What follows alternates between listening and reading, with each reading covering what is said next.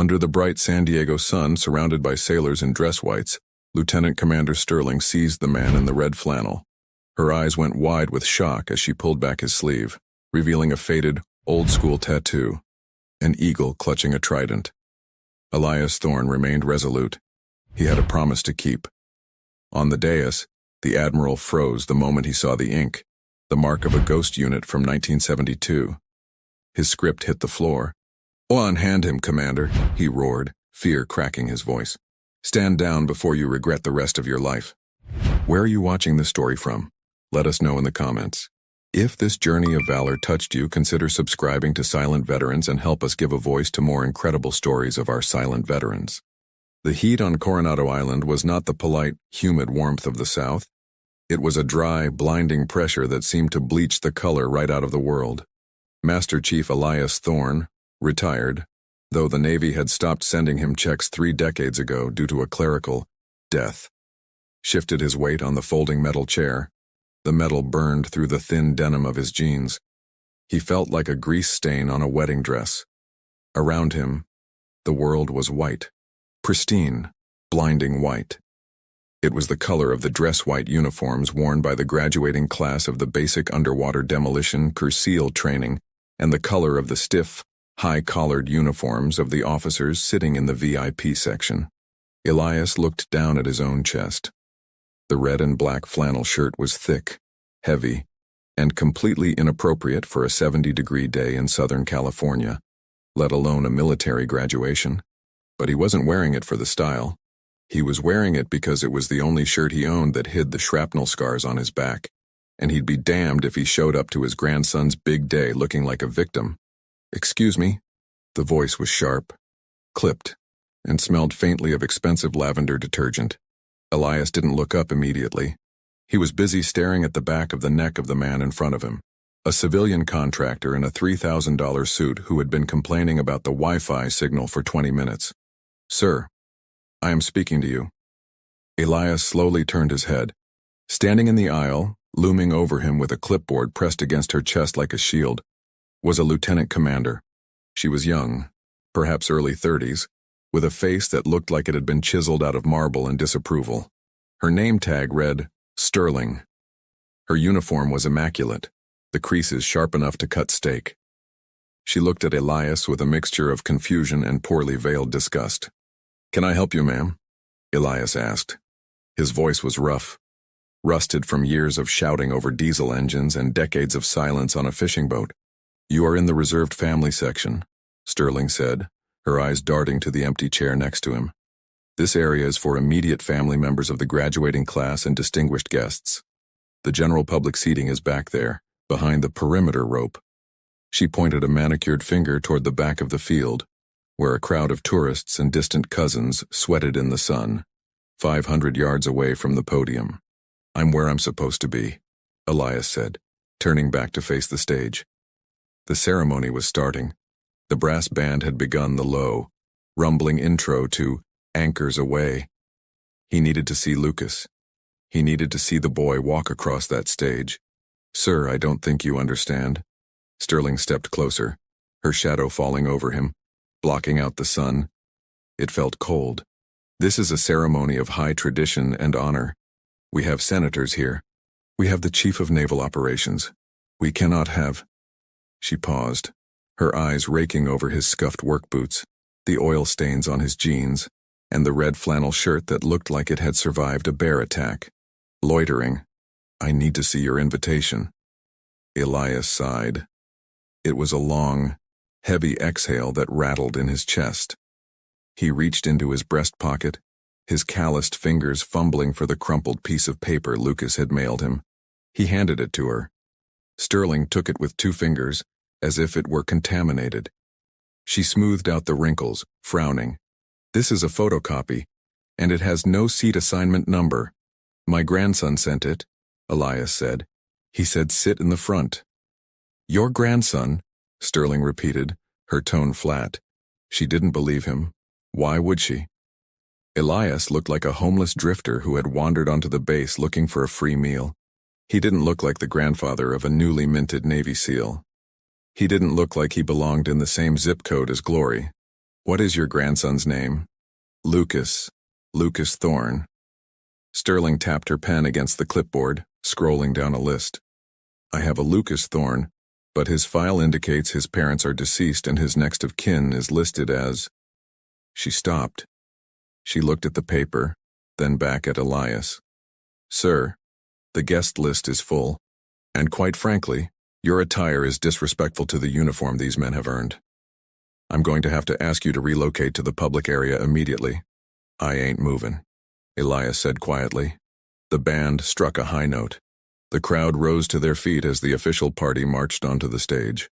Elias tried to stand, but his knees, ruined by years of jumping out of perfectly good helicopters into rice paddies, screamed in protest. He remained seated. Stand up, Sterling hissed. People were turning to look now. The wealthy wife of a donor glared at Elias over her sunglasses. A Marine colonel 2 rows back cleared his throat aggressively. The pressure was building. The weight of judgment was heavier than any rucksack Elias had ever carried. I said I ain't moving, Elias repeated, his jaw set. I watched that boy grow up. I taught him how to shoot. I taught him how to be quiet. I'm gonna watch him get his trident. You are causing a scene, Sterling snapped. The panic was setting in for her. She was the protocol officer. If this old vagrant ruined the live broadcast, it was her head on the block. She reached down and grabbed Elias's arm. Sir, come with me right now or I will signal the MPs. Her grip was strong, surprising for someone so slender. She dug her fingers into his bicep, pulling him upward. I'd let go, Elias warned, his voice low. Move, she shouted, forgetting the hush of the ceremony. In the struggle, the button on Elias's flannel cuff popped. The heavy fabric slid up his forearm, exposing the pale, scarred skin underneath. And there it was. The totem. It wasn't just a tattoo. It was a map of hell. The ink was faded, turning that distinct shade of blue-green that only comes with 50 years of sun and regret. It depicted an eagle, but not the proud, polished bird on Sterling's hat. This eagle was screaming, its feathers ragged, clutching a trident that was broken in half. Below it were 3 letters, barely legible, Mac. Sterling froze. She stared at the ink. Elias looked down at his own arm. As his thumb brushed against the raised skin of the eagle's wing, the sensory overload hit him like a physical blow. The smell of Sterling's lavender perfume evaporated, replaced instantly by the thick, copper scent of blood and the rotting sweetness of the Mekong Delta. The bright San Diego sun vanished. The pristine white uniforms turned into shadows moving in the twilight. The applause of the crowd warped, stretching and deepening until it wasn't clapping anymore. It was the thwup thwup thwup of a Huey rotor blade cutting through the humid air. The grass beneath his boots turned to mud, thick, sucking mud that wanted to pull him down into the earth and keep him there forever. Elias wasn't in California anymore. He was back in the silence.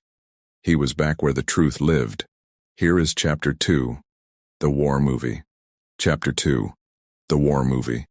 The world was no longer white. It was a suffocating, monochromatic green, broken only by the slashes of black shadow and the gray mist that clung to the water like a death shroud. The smell hit Elias first. A thick, cloying cocktail of rotting vegetation, stagnant water, and the copper tang of fear. It was the smell of the Mekong Delta in 1972, a scent that had coated the inside of his lungs for 50 years. The polite applause of the San Diego crowd was gone, replaced by the deafening drone of cicadas and the distant, rhythmic thump of artillery that felt like the heartbeat of a dying god. Elias wasn't an old man in a flannel shirt anymore. He was 25 years old, stripping the leeches off his ankles. He was Master Chief Elias Thorne, call sign Ghost Ray, and he was shivering despite the 100-degree heat. Chief, we're 2 mics out. A whisper drifted through the elephant grass. It was Miller, his point man. Miller, who would never see his 22nd birthday. Hold, Elias breathed. He didn't speak the word. He pushed it out of his diaphragm, barely vibrating his vocal cords. Sound carried over the water. Sound was death. They were deep in the IV Corps tactical zone, miles past where any American boot was supposed to be. The map said this was empty swampland. The maps were a lie. This was Charlie's backyard, and Elias and his three-man team were trespassing. Their mission wasn't to take ground. It was to recover a high-value asset. A downed pilot carrying a satchel of encryption codes that could compromise the entire naval bombardment strategy for the northern coast. The pilot's name was Ensign Vance Holloway. Elias checked his weapon, a modified Car-15 with the flash suppressor taped over to keep mud out. The metal was slick with condensation. He signaled Miller to move. They slid into the black water, the muck rising to their chests. It was like wading through molasses. Every step was a battle against the suction of the riverbed. They found Holloway 20 minutes later, tangled in the suspension lines of his parachute, hanging from a mangrove tree like a broken marionette. The young officer was conscious, but barely. His flight suit was torn, and his face was a mask of dried blood and mud. Elias cut him down. Holloway hit the mud with a wet slap and groaned. Elias clamped a hand over the kid's mouth instantly. "Quiet," Elias hissed, his face inches from the terrified ensign. "Unless you want every VC in the province to know we're here, you swallow that pain. You hear me?" Holloway's eyes were wide, white saucers in the gloom. He nodded frantically. He looked like a child.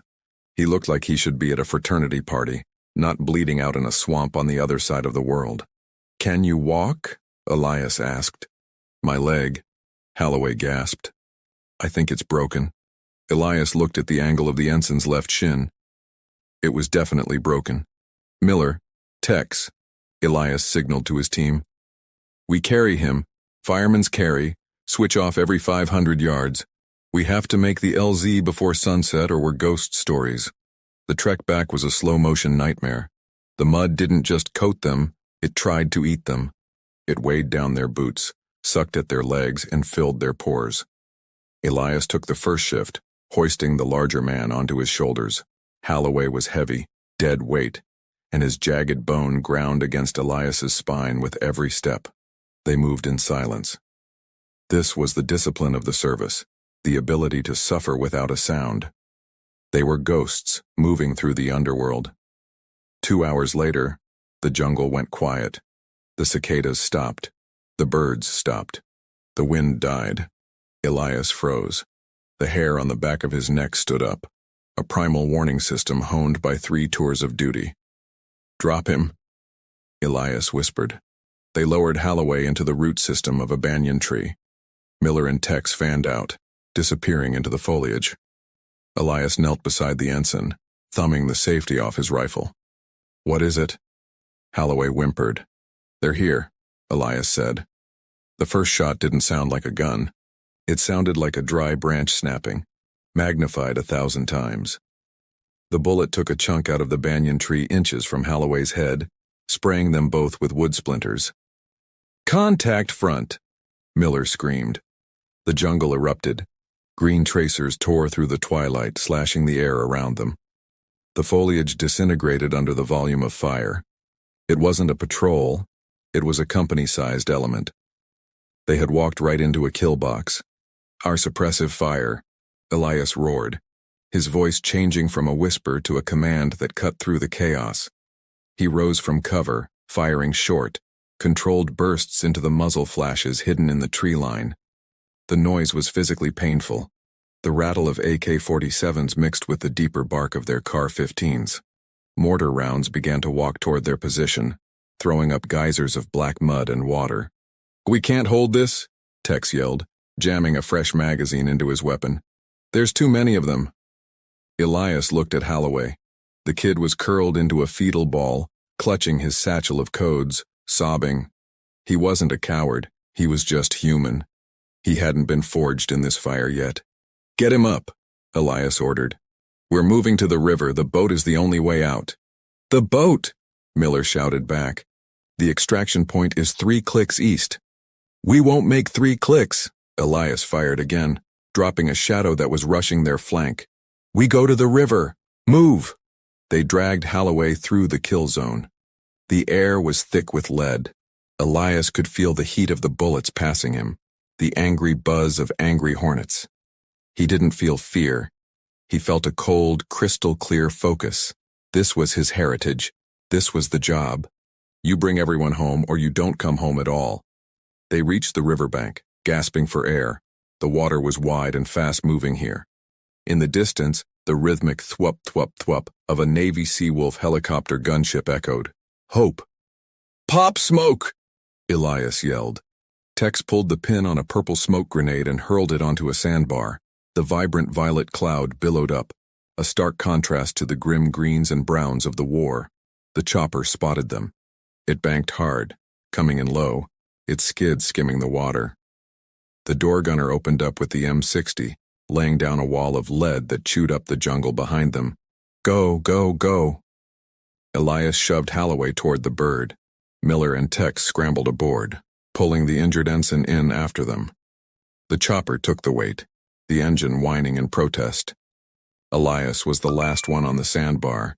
He turned to cover their retreat, firing the last of his ammunition into the tree line. The enemy was close now. He could see their faces. He could see the resolve in their eyes. He turned to run for the skid. Then the world exploded. It felt like being hit by a sledgehammer swung by a giant. The impact spun him around and slammed him face first into the sand. His right shoulder was on fire, a white-hot, searing agony that blinded him for a second. Chief! Holloway screamed from the chopper door, reaching out his hand. Elias tried to push himself up. His right arm wouldn't work. It hung uselessly at his side, blood pouring down the sleeve of his fatigues, turning the green fabric black. He looked at the chopper. It was taking heavy fire. Rounds were pinging off the fuselage. If it stayed on the ground for 10 more seconds, it would be a burning wreck. He looked at Holloway. The kid was reaching for him, tears streaming down his face, ignoring the danger. Elias looked at the enemy closing in, 50 yards, 40 yards. If he tried to climb on, the weight would delay them. The time it took to drag his dead weight aboard would kill them all. There was no decision to make. There was only duty. Elias locked eyes with the young ensign. He saw the terror, but he also saw the potential. He saw the man Holloway could become if he survived this day. Go! Elias mouthed. He didn't reach for the hand. He used his good arm to wave them off. No, wait! Holloway screamed, struggling against Tex, who was holding him back. Elias grabbed a grenade from his vest, pulled the pin with his teeth, and turned back toward the jungle. He stood his ground, a lone figure against the tide, a statue of valor carved out of mud and blood. Get out of here! Elias roared, his voice breaking over the roar of the rotor blades. The pilot didn't hesitate. He pulled collective cow, and the bird leaped into the sky. Elias watched them go. He watched Holloway's face in the door, eyes locked on him, etching this moment into his soul forever. The memory of the man who stayed behind. Elias turned to face the tree line. He squeezed the spoon of the grenade. The pain in his shoulder was gone, replaced by a strange, numb peace. He was alone, but he wasn't afraid. He was the ghost of the Delta, and he had work to do. The screen of the memory faded to black, swallowed by the smoke and the scream of the jungle, leaving only the echo of the promise he had kept. The jungle evaporated. The scream of the phantom chopper was replaced by the high-pitched feedback of a microphone dropping to the floor. Elias gasped, his lungs seizing as if he had just surfaced from deep water. The humidity of the Delta was gone, instantly replaced by the dry, salty air of San Diego. But the pain in his shoulder, the phantom fire where the AK-47 round had shattered his clavicle 50 years ago, was suddenly, excruciatingly real. It throbbed in time with his heartbeat, a brutal reminder that the past never truly stays dead. I said, "Get up." Lieutenant Commander Sterling's voice was shrill now, tinged with a panic she couldn't hide. She was hauling on his arm, her nails digging into the very scar tissue that was currently screaming at him. Elias stumbled, his work boots catching on the leg of the metal chair. He felt old. He felt heavy. The adrenaline of the memory had drained him, leaving him hollow. He didn't fight her this time. He just wanted to see Lucas one last time before they threw him out. Commander Sterling. The voice didn't come from the crowd. It came from the heavens. Or, more accurately, from the PA system speakers mounted on the scaffolding towers. It was a boom of thunder that silenced the seagulls, the wind, and the 1,000 whispering guests. Sterling froze. Her grip on Elias's flannel shirt loosened, her fingers hovering in the air. She turned slowly toward the stage, her face draining of color until she looked like a wax statue. On the dais, the podium was empty. Admiral Vance Holloway was not behind the bulletproof glass. He was moving. The 4-star admiral, the chief of naval operations, a man whose time was accounted for in 30-second intervals by a staff of 20, was descending the stairs of the stage. He wasn't walking with the measured, ceremonial gait of a dignitary. He was moving with purpose. He was moving with urgency. His security detail, 3 massive men in dark suits and earpieces, scrambled to keep up, looking confused. They hadn't swept the grass. This wasn't in the script. "Admiral, sir." A Marine colonel intercepted him at the bottom of the stairs and a look of alarm on his face. "Sir, we have a scheduled flyover in 3 minutes. We need you at the—" Holloway didn't even look at him. He sidestepped the colonel with a fluidity that belied his 70 years and kept walking. His eyes were locked on one thing, a red flannel shirt in the sea of white. The crowd parted. It wasn't a conscious choice. It was a biological reaction to power.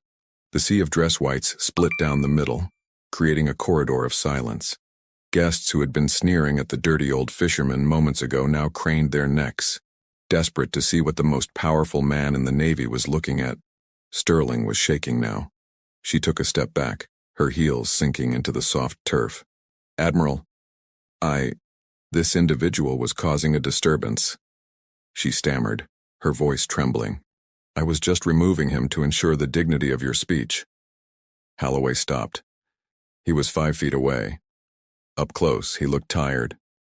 The deep lines etched around his eyes spoke of sleepless nights in the Situation Room, of decisions that cost lives. But beneath the wrinkles and the weight of the gold braid on his shoulders, Elias saw him. He saw the terrified kid in the mud. He saw the eyes that had looked back at him from the open door of a Huey. The Admiral didn't look at Sterling. He didn't acknowledge her existence. He was staring at Elias's exposed forearm, at the faded, jagged eagle clutching the broken trident. "Mac Fee Sog," Holloway whispered. The microphone on his lapel was still hot. The whisper was broadcast to the entire stadium. "Task Force 157, the boat support unit." He looked up, meeting Elias's gaze. The silence in the stadium was absolute. You could hear the flags snapping in the breeze. "They told me you were KIA," Holloway said, his voice thick with emotion. "The after-action report said no survivors at the extraction point. I spent 10 years looking for a grave to visit. I never found one." Elias straightened his back. The pain in his shoulder flared, but he ignored it. He pulled his arm away from Sterling's lingering space and rolled the flannel sleeve down, covering the ink. "I didn't die, sir. Just took the long way home." "The long way home," Holloway repeated, a sad smile touching his lips. He looked at the flannel shirt, the oil-stained jeans, the weary face of the man who had given him the gift of a future. Then, he looked at Sterling. The lieutenant commander withered under his gaze. "Commander," Holloway said softly, "do you know what dignity is?" "Sir?" she squeaked. "A dignity isn't a pressed uniform," the Admiral said, his voice gaining strength, projecting to the back rows. "Dignity isn't a VIP section or a reserved parking spot. Dignity is staying behind in a kill zone with a shattered shoulder so a 22-year-old ensign can go home to his mother." He gestured to Elias. "This man isn't a disturbance, Commander. This man is the reason you have the freedom to stand there and lecture him about protocol." Sterling looked like she wanted the earth to open up and swallow her whole. She looked at Elias, really looked at him for the first time, and saw the history written in the scars she had ignored. Her arrogance crumbled, replaced by a profound, hollow shame. Holloway turned back to Elias. He took a deep breath, squaring his shoulders. The 4 stars on his collar caught the sunlight. "Master Chief Elias Thorne," Holloway barked. It was a command voice, the voice of an officer addressing a subordinate, but filled with a reverence that transcended rank. Elias instinctively snapped to attention. It was muscle memory. His heels clicked together, his chin lifted, his hands curled into fists at his sides. The old man in the flannel shirt vanished. The warrior stood in his place. Slowly, deliberately, the Admiral raised his right hand. He didn't give a casual wave. He executed a sharp, perfect salute. Fingers extended and joined, thumb along the hand, palm down, tip of the middle finger touching the brim of his cover. He held it. It was a breach of protocol so massive it would be taught in textbooks for decades. A four-star admiral never salutes a retired enlisted man first. It just doesn't happen. But it was happening. For a heartbeat, Elias didn't move. He felt the sting of tears in his eyes, tears he hadn't shed since 1972. He felt the weight of the years, the silence, the lonely nights on the boat wondering if it had all been for nothing. He raised his rough, calloused hand. His fingers, thickened by nets and lines, touched his brow. He returned the salute. "Permission to come aboard, Master Chief?" Holloway asked, his voice cracking.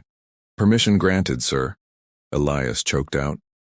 The Admiral dropped his salute and stepped forward, closing the gap. He didn't offer a handshake. He wrapped his arms around the fisherman in a bear hug that crushed the breath out of them both. "Thank you." Holloway wept into Elias's shoulder. "Thank you for my life. Thank you for my children. Thank you." Elias patted the Admiral's back, his hand resting on the immaculate white fabric. "You did good, Vance," he whispered. "You did good." The stadium erupted. It wasn't polite applause. It was a roar. It started with the cadets on the field, the young men and women who understood what brotherhood meant. They threw their covers into the air. Then the officers in the stands stood up. Then the civilians. A wave of noise that rolled over Coronado Island, louder than the jets that suddenly roared overhead in the missing man formation. In the middle of it all, Sterling stood alone, tears streaming down her face and clapping harder than anyone else, learning the hardest lesson of her career. Elias looked past the Admiral's shoulder. On the stage, standing near the back, was a young graduate. He had a fresh trident pin on his chest and the same stubborn jawline as his grandfather. Lucas was weeping openly, staring at the jumbotron screen that showed his boring fisherman grandfather being embraced by the chief of naval operations. Elias smiled. The truth was out.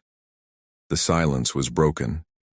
And for the first time in 50 years, the ghost of the Delta felt the warmth of the sun. Admiral Holloway walked back to the podium, his gait heavy but steady. The energy in the stadium had shifted. 10 minutes ago, the air had been filled with the nervous yet superficial excitement of a graduation. Now, it felt like a church, a cathedral built of silence and salt air, consecrated by the revelation of a living ghost. The Admiral reached the microphone. He looked down at his prepared speech, 10 pages of generic platitudes about future challenges and global security. He looked at the papers, then at the crowd, and finally at Elias, who was slowly sinking back into his metal chair, looking like he wanted to disappear back into the woodwork. With a slow, deliberate motion, Holloway took the speech and tore it in half. The sound of the ripping paper echoed through the PA system. He tore it again and again until the carefully vetted words were nothing but confetti. He opened his hand and let the wind carry the scraps away, fluttering down onto the heads of the distinguished guests like snow. "I had prepared a speech about the definition of leadership," Holloway began, his voice rasping slightly. "I was going to tell you that leadership is about strategy, about logistics, about the chain of command." He leaned into the mic, his hands gripping the sides of the podium until his knuckles turned white. "I was wrong. Leadership is not about being in charge. Leadership is about taking care of those in your charge. It is about the sacrifice required to ensure that the person standing next to you gets to go home, even if it means you stay behind." He pointed a finger toward the VIP section, where Elias sat, head bowed, examining his calloused hands. "There is a man sitting in row 3. For 50 years, he has cleaned crab pots, he has fixed engines, he has lived a life of quiet anonymity. He has never asked for recognition. He has never asked for a discount. He has never told you who he is. Holloway scanned the faces of the graduates, the fresh-faced SEALs in their dress whites, standing tall on the field. You gentlemen are about to inherit a legacy, but do not mistake the trident pin you will receive today for the end of your journey. It is just the ticket to the show. The medal on your chest means nothing if you do not have the iron in your soul. He paused, his eyes misty. That man in the flannel shirt is the only reason I am breathing air today. He is the reason I have 3 children. He is the reason I have 5 grandchildren. He walked through hell so I could walk across a stage, and he did it in silence. The Admiral stepped back from the mic. Resume the ceremony, but there will be a change in protocol. The announcer, looking flustered, cleared his throat. Ensign Lucas Thorne, front and center. Lucas broke formation. He marched toward the stage, his movements crisp, his face a mask of disciplined emotion. But as he climbed the stairs, his eyes weren't on the Admiral. They were locked on his grandfather. Lucas had grown up hearing stories about the fishing boat. He knew his grandfather was tough. He knew the old man could tie a knot in a gale and fix a diesel engine with a wrench and a curse word, but he had never known about the blood. He had never known about the Delta. Lucas stopped in front of the Admiral. He raised his hand to salute, but Holloway shook his head. Not me, son, Holloway whispered, turning him around by the shoulder. Him. The Admiral gestured to the side of the stage. 2 MPs were escorting Elias up the stairs. The old man looked uncomfortable, hitching up his jeans, holding his faded trucker hat in his hands. He looked out of place against the polished backdrop, yet he was the most commanding presence on the stage. Elias stopped in front of his grandson. He looked at the young man, seeing the reflection of his own youth, the same fire he had felt before the jungle took its toll. "Grandpa," Lucas choked out, his voice cracking. "You look sharp, kid," Elias grunted, his eyes shining. "Real sharp." Holloway stepped forward, holding the wooden box containing Lucas's trident pin, the symbol of the Navy SEALs.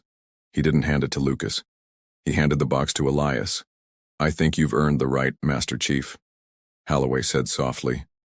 Elias took the box, his hands, scarred and trembling slightly from age and nerve damage, opened the mahogany lid.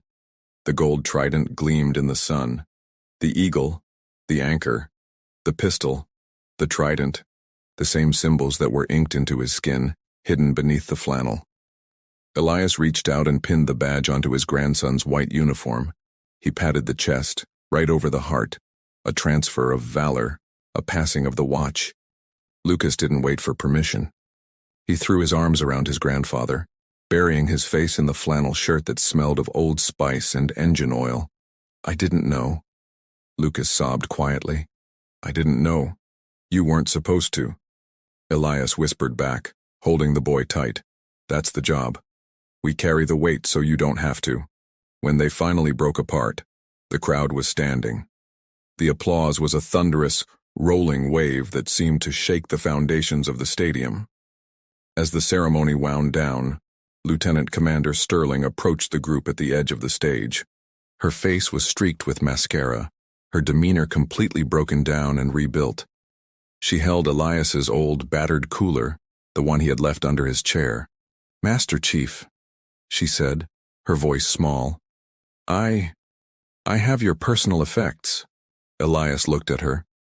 He saw the shame in her eyes. He saw the realization that she had judged a book not by its cover, but by its dust jacket. He didn't scold her. He didn't gloat. That wasn't the way of the quiet professional. "Thank you, ma'am," Elias said gently, taking the cooler. "I am so sorry," she whispered. "I didn't know." "Nobody knows, Lieutenant," Elias said, a kind smile touching his lips. "That's why you gotta treat everyone like they might be the one who saved the world, because one of them just might be." Admiral Holloway stepped in. "Commander Sterling." "Yes, Admiral?" She snapped to attention. "You are relieved of your VIP duties for the remainder of the day," Holloway said firmly. "Your new orders are to escort Master Chief Thorne and his family to their vehicle. You will ensure that no one, and I mean no one, disrespects this man again. Do you understand?" Aye, sir," Sterling said, and for the first time that day, she saluted with genuine respect. The walk to the parking lot was slow. The sun was setting over the Pacific, painting the sky in hues of purple and gold, the colors of a bruised heart healing. Lucas walked on one side, Holloway on the other, with Elias in the middle. They reached Elias's truck, a rusted, dented 1985 Ford F-150 that had seen better decades. It sat parked between two gleaming black government SUVs. "You need a ride, Vance?" Elias asked, leaning against the tailgate. "I got a cooler full of Gatorade and some sandwiches that might be a little warm." Holloway laughed, a deep belly laugh that shed 50 years of rank. "I have a jet waiting to take me to D.C. Elias, the president wants a briefing." "Sounds boring," Elias grinned. "It is," Holloway admitted. He reached out and gripped Elias's hand one last time. "Don't disappear on me again, Ghost. That's a direct order." "I ain't going nowhere," Elias said. "I got a grandson to keep in line." Holloway climbed into his black SUV.